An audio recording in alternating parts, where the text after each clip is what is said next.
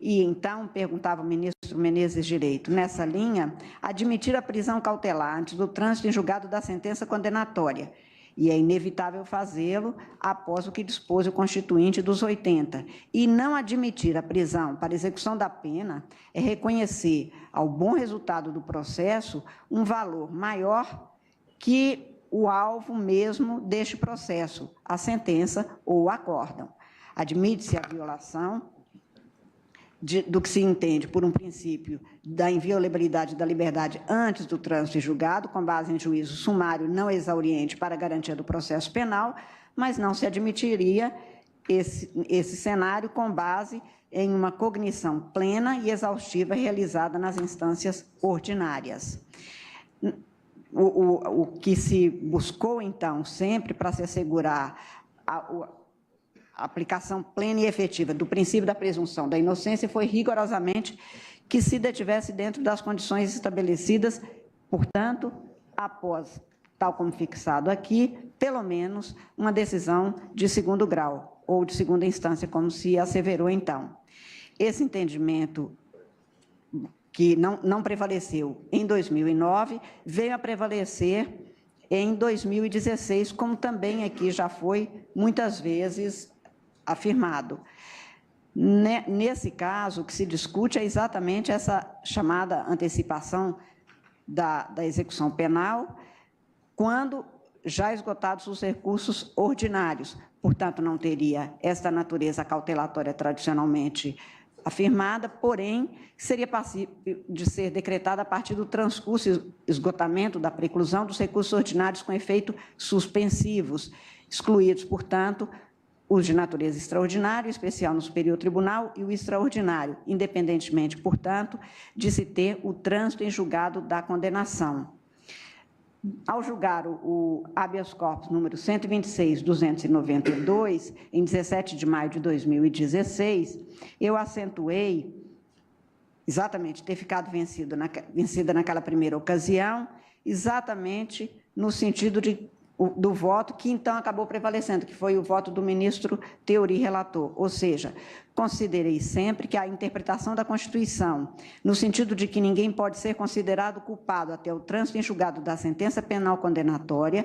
haveria de ser lido e interpretado no sentido de que ninguém pode ser considerado culpado, mas há fases que vão desde a investigação, a denúncia, a condenação e a culpa com trânsito em julgado com consequências diferentes, o que, aliás, hoje ainda o ministro Gilmar chegou a chamar a atenção, repetindo o que ele dizia, tanto que, como o ministro Dias Toffoli também voltou a acentuar, já tinha dito antes, embora não tenha o trânsito em julgado formal, eles admitem, Vossa Excelência e também o ministro Gilmar, que haja uma gradação na forma de execução, exatamente numa interpretação que não permita o déficit judicial de uma parte, mas que também preserve todas as garantias que são constitucionalmente asseguradas, da ampla defesa, dos recursos a ela inerentes e da possibilidade ou da probabilidade de se haver até mudança e, portanto, aí um cerceamento à liberdade que não pode ser reposto mesmo. Por isso, naquela ocasião, eu já dizia que todas as possibilidades de se considerar inocência até prova em contrário são resolvidas pelo sistema brasileiro com a permissão de consequências que vão até a execução chamada provisória da pena, neste sentido. Para mim, admitir-se que o princípio da não culpabilidade penal seria impossibilitar absolutamente qualquer atuação do Estado no sentido de se dar cobro, pode levar, como foi reiterado aqui hoje em alguns votos, à impunidade. Até porque, neste caso, a Constituição, de um lado, assegura direitos fundamentais, que são relevantíssimos para a democracia, e, por outro lado, garante também que o direito penal e a pena de prisão é realmente algo que a sociedade, num determinado momento, provavelmente vai rever, mesmo em condições muito melhores do que as oferecidas neste trágico ou dramático quadro penitenciário brasileiro, mas, mesmo assim, haverá de ser revisto. Entretanto, tal como posto no sistema brasileiro e prevalecente, tenho para mim que não há ruptura ou afronta ao princípio da não culpabilidade penal, este início de cumprimento da pena determinada quando já exaurida a fase de provas, que se extingue exatamente após o duplo grau de jurisdição, porque então passa-se a discutir basicamente o direito. O quadro fático, portanto, não me permitia naquela ocasião, como não me permite agora, que se tenha como inconstitucional ou impossível de se dar o cumprimento da sentença, ou do acórdão, no caso, da decisão, após o julgamento de segunda instância.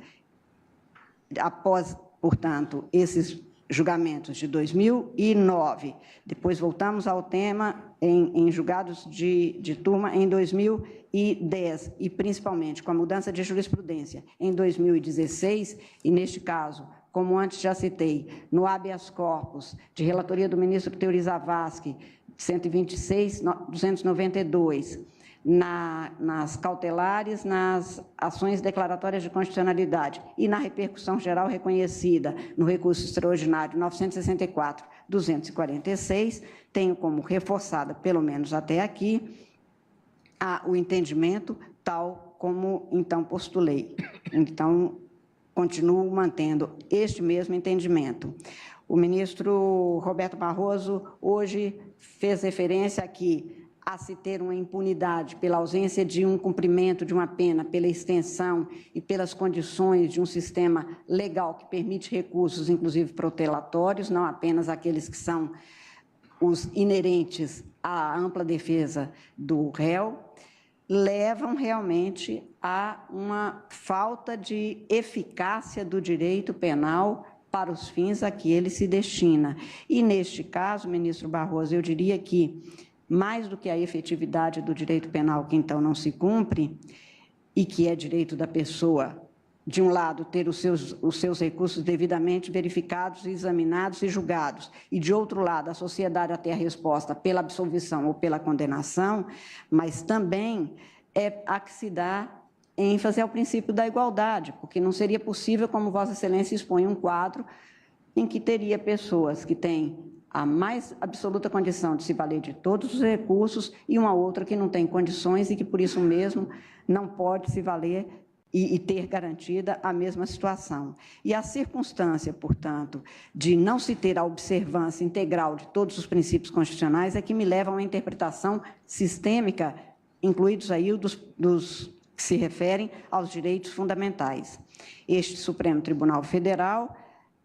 já admitiu antes, na década, portanto, de 90, a possibilidade desta prisão, deixou de reconhecê-la em 2009,